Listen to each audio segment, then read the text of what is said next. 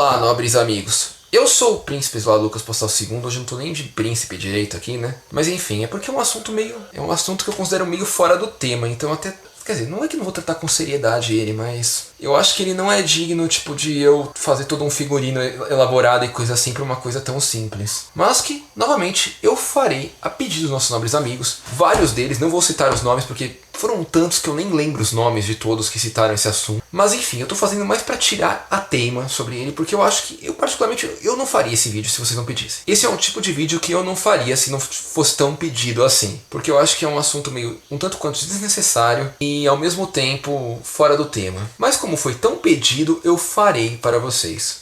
Porque hoje eu falarei sobre o feudalismo japonês. E cara, na boa, não chama isso de feudalismo. Pode ter suas semelhanças com o feudalismo, mas na boa, não é feudalismo isso aí. Feudalismo é o que aconteceu na Europa. E que de fato até aconteceu na Ásia, na China, antes de Roma.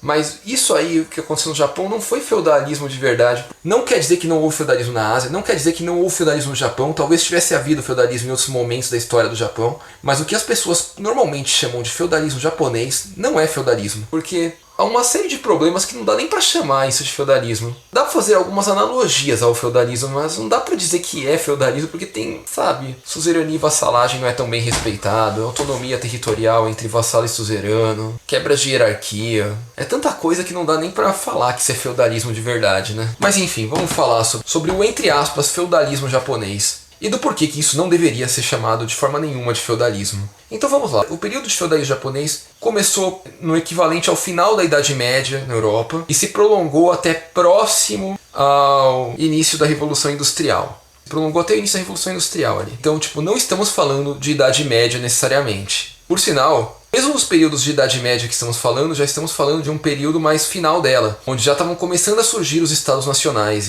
Então pode ser que já nem devemos chamar isso de Idade Média em alguns aspectos. Primeira coisa é isso. Segunda coisa, este período no Japão, o qual chamamos de feudalismo japonês, foi na verdade uma guerra civil. Foi um período de guerra civil, onde haviam dois imperadores, um do norte e um do sul ali. Não sei explicar muito bem com detalhes, porque eu não estudei tão a fundo a história, mas é um pouco que eu sei. Que basicamente estavam centralizando nobres, o poder de alguns nobres, para eles guerrearem entre si. Porém, neste processo de guerra entre si, estava havendo o que podemos dizer que era a desfeudalização do Japão, e não o feudalismo, porque nesse processo de guerra entre esses dois senhores imperadores, que nem eu sei como é o nome exatamente deles aí, podemos dizer que estava havendo a quebra da hierarquia feudal, praticamente. A quebra da suzerania e vassalagem. A vassalagem direta do menor guerreiro diretamente ao imperador, e não ao seu shogun, ao seu daimyo, mas a vassalagem direta de cada samuraizinho diretamente ao imperador. E de cada nobre diretamente ao imperador. Cada nobre tinha sua vassalagem direta ao imperador. Então não era meio que um feudalismo... Porque o feudalismo é hierárquico, como vocês podem ver. O barão, o cavaleiro jura fidelidade a um barão ou a algum outro nobre. Esse barão jura fidelidade a um conde, que jura fidelidade a um duque, que jurou fidelidade a um rei. Você percebe? Existe uma hierarquia de nobreza no feudalismo. Lá não, lá todo mundo jurava vassalagem direta ao imperador. Quer dizer, se é que vassalagem, jurava obediência ao imperador, ao seu respectivo imperador, seja o imperador do norte ou do sul.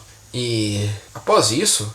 essa primeira quebra com o feudalismo, podemos ver a segunda quebra ao feudalismo. Leis impositivas do imperador. Sabe aquele negócio lá, na Idade Média eu falei, que o exemplo de como funcionava para valer, que se você fosse vassalo de um outro senhor, dentro da sua terra quem manda é você, não é o outro senhor. Você jurou fidelidade a ele na guerra só. A sua terra é sua, você que manda nela. Não faz nem sentido comparar a ideia de que um outro senhor mande na sua terra, né? Não tem nem coerência no feudalismo isso aí. Se a terra é sua, não é do seu senhor. Ele pode mandar em você na guerra, mas só na guerra. Mas, entre aspas, feudalismo japonês, os imperadores mandavam em tudo, não era só na guerra. Não havia essa hierarquia respeitada, assim, essa autonomia. Não, isso não tinha. Então, sim, ele mandava a terra de que não era dele. Ou seja, a terra provavelmente era dele. Então, por consequência, não havia feudalismo nesse caso, porque não havia distribuição da terra entre os nobres, autonomia entre eles. E aí vamos a um terceiro elemento. Já dessa quebra, derivado dessa quebra de regras, que o imperador podia ditar leis em todas as terras, inclusive os imperadores ditavam quem poderia ter arma, quem não poderia, velho.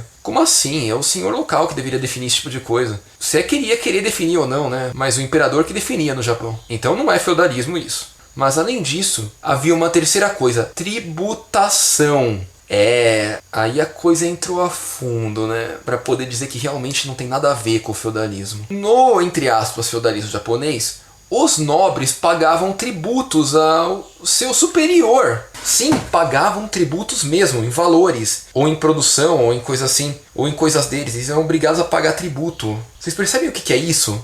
Ele já não tinha controle sobre o território dele perante as leis, porque o imperador podia definir lei no território dele. Aí ainda vinha uma coisa assim e o imperador podia tributar o cara. Podia exigir pagamento dele, sem ser em guerra. Cara, o único dever no feudalismo de um vassalo com relação ao seu suzerano é servi-lo durante a guerra. É proteção mútua. Porém, o imperador podia tributar outros senhores. Mas mais do que isso, o imperador permitia que cada um tivesse sua tributação própria, além de tudo. O que significava que praticamente, vamos supor, eu sou um shogun de uma terra lá.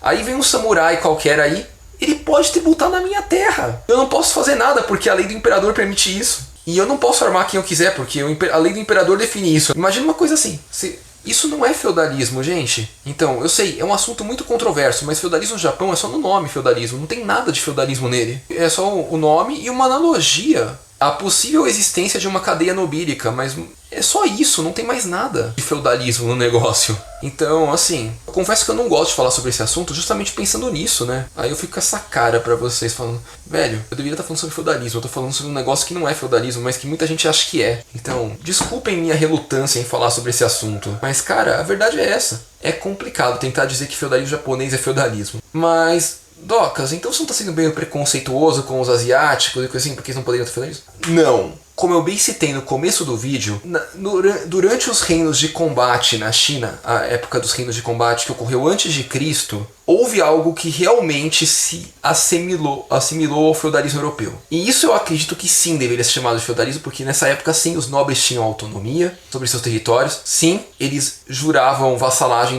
militar aos seus senhores. Poderia haver suas pequenas distorções? Poderia, mas ali a coisa funcionava com a devida autonomia dos feudos e das famílias guerreiras, com o único grande dever entre elas sendo a aliança militar. E isso ocorreu na China. Então quando eu me refiro que esse do Japão aí não é porque isso aí é um apelido mesmo, tá? Isso aí não é feudalismo. Não quer dizer que não houve feudalismo na Ásia, não quer dizer que não houve feudalismo no Japão, talvez tivesse havido feudalismo em outros momentos da história do Japão, mas o que as pessoas normalmente chamam de feudalismo japonês não é feudalismo. É isso que eu tô querendo me referir a vocês. Enfim, meus amigos, por esse vídeo é isso. Gostou? Por favor, deixe seu joinha. Não é inscrito? Por favor, se inscreva. Ajuda bastante a gente. Obrigado e até a próxima.